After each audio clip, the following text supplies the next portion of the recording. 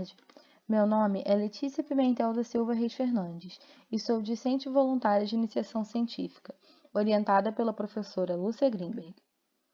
Esse trabalho se desenvolve acerca da trajetória política e da cassação do mandato da deputada federal Ivete Vargas, eleita em 1950 e cassada posteriormente por ação do Ato Institucional número 5, em 1969. Não tenha medo de ser cassada no próximo listão, porque ser cassada não é um sacrifício, e sim uma medalha. A frase é atribuída à deputada na 7ª página do dossiê organizado pelo Serviço Nacional de Informação. O dossiê reunia as informações coletadas que seriam necessárias para a cassação do mandato de Ivete Vargas e a suspensão dos seus direitos políticos. Ivete era neta de Viriato Vargas, irmão mais velho do presidente da República, Getúlio Vargas. Ela nasceu no Rio Grande do Sul, porém passou a infância e a adolescência no Rio de Janeiro, muito próxima do seu avô. Durante a sua adolescência, Viriato cede à neta uma coluna no jornal Brasil-Portugal, o Jornal da Família. O avô continua cedendo a Ivete espaços públicos de exercício da oratória, o que contribui para sua futura carreira de jornalista e posteriormente de parlamentar. Cursou a Faculdade de Filosofia, Ciências e Letras da Pontifícia Universidade Católica do Rio de Janeiro. Ivete Vargas é eleita aos 23 anos em 1950 pelo estado de São Paulo. A associação com o sobrenome Vargas e a candidatura de Getúlio para a presidência no mesmo ano geram mais visibilidade para a campanha de Ivete.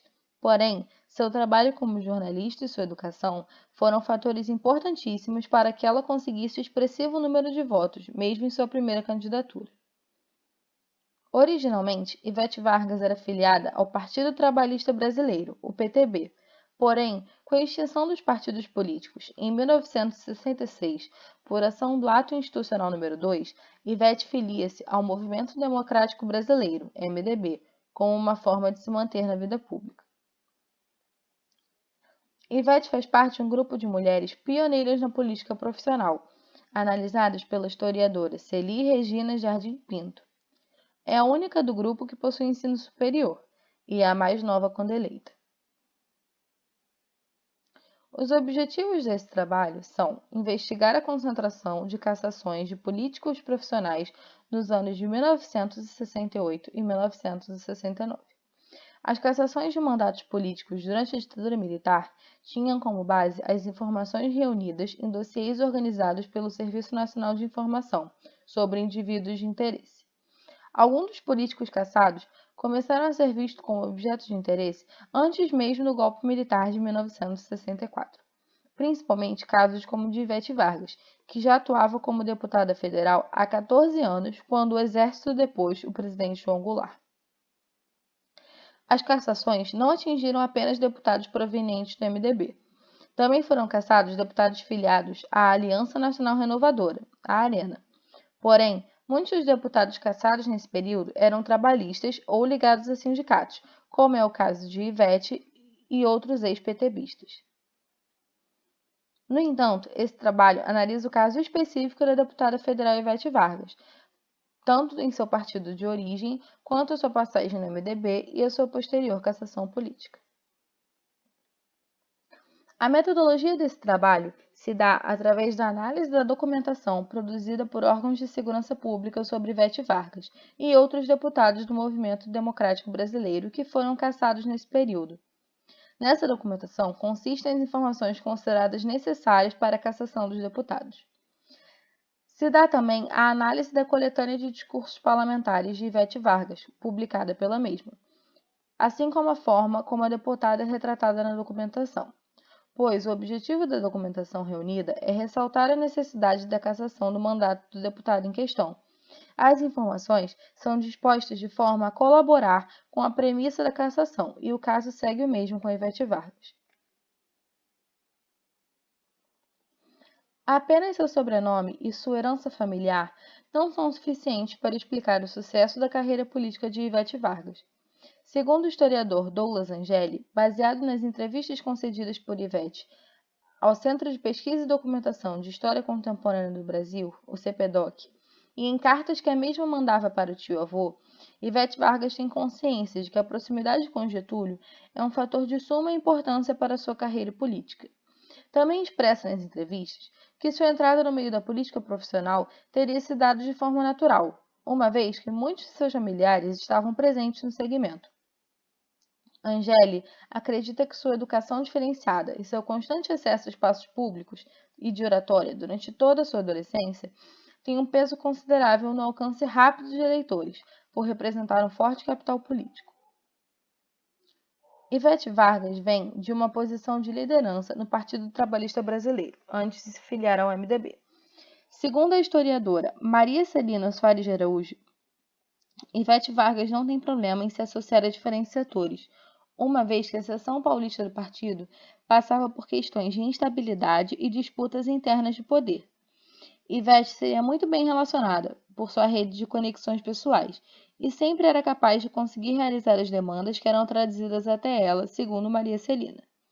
Nem sempre de acordo com as decisões do partido, Ivete mais de uma vez apoiou candidatos diferentes em eleições federais e estaduais. Se torna presidente da seção paulista do PTB em 1958, logo após obter a maior votação do partido em sua campanha para deputada federal. Segundo a autora, Ivete mantém o partido estável durante seu mandato enquanto presidente, mas apenas devido a seu estilo firme de condução do partido, sempre contornando as oposições internas. Maria Celina declara que Ivete Vargas era ivetista, pois não tinha posicionamento fixo, sempre estava associada a grupos, muitas vezes contraditórios, para manter o controle e a influência no partido. Ivete Vargas se mantém na liderança da seção paulista do PTB até a extinção dos partidos políticos, em 1966. As conexões pessoais também tiveram grande peso na cassação de Ivete. A documentação não mostra apenas informações públicas, mas conta também com relações de amizade, românticas e relações familiares.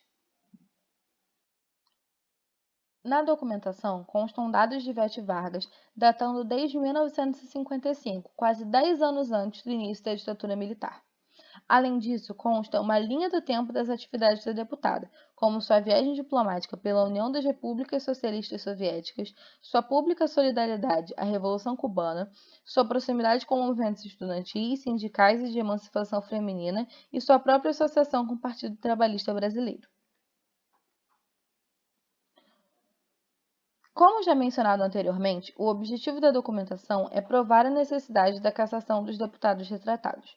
Portanto, Ivete Vargas é retratada nela como subversiva, antirrevolucionária e comunista. A frase "não tenho medo de ser caçada no próximo listão, porque ser caçada não é um sacrifício, e sim uma medalha", que compõe o título e a epígrafe desse trabalho, é atribuída à deputada em seu dossiê e é usada para provar a posição antirrevolucionária da mesma. Durante o período do pluripartidarismo, que coincidiu com o governo militar, Ivete entra em debates acalorados contra membros da União Democrática Nacional, a UDN, extremamente contrária à posição que o partido tomou de apoiar a deposição do presidente João Goulart pelas Forças Armadas. No entanto, com o ato institucional número 2, deputados e parlamentares de diversos partidos filiam-se ao MDB, e Ivete se torna colega de ex-udenistas, políticos com propostas muito diferentes de Ivete e outros políticos trabalhistas. Portanto, o MDB não possui imunidade partidária, principalmente no que concerne aos seus projetos e ideias políticas de seus integrantes. Segundo a historiadora Maria Dalva Quinzo, isso se deu porque o MDB era a única forma legalizada de oposição e, por isso, reúne mais grupos contraditórios do que um partido operante em um sistema democrático reuniria. As informações sobre Ivete se tornam mais frequentes e detalhadas a partir do início da década de 60. Também, segundo a documentação, Ivete Vargas foi cotada para ter seu mandato cassado na primeira onda de cassações, em 1964. Foi indicada pelo então governador de São Paulo, Adhemar de Barros, que posteriormente, em 1969, também teve seu mandato e seus direitos políticos cassados. A manutenção do seu mandato e de seus direitos políticos não significou, no entanto, a suspensão da vigilância e da produção de informações pelos órgãos de segurança pública. Podemos ver na documentação que eles continuam sendo produzidos até 1969.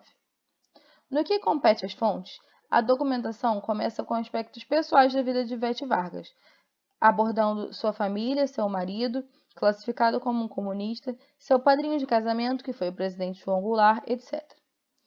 Ivete Vargas, portanto, é caçada por sua associação aos elementos considerados subversivos pelo governo militar, desde sindicatos até suas relações pessoais e o próprio partido.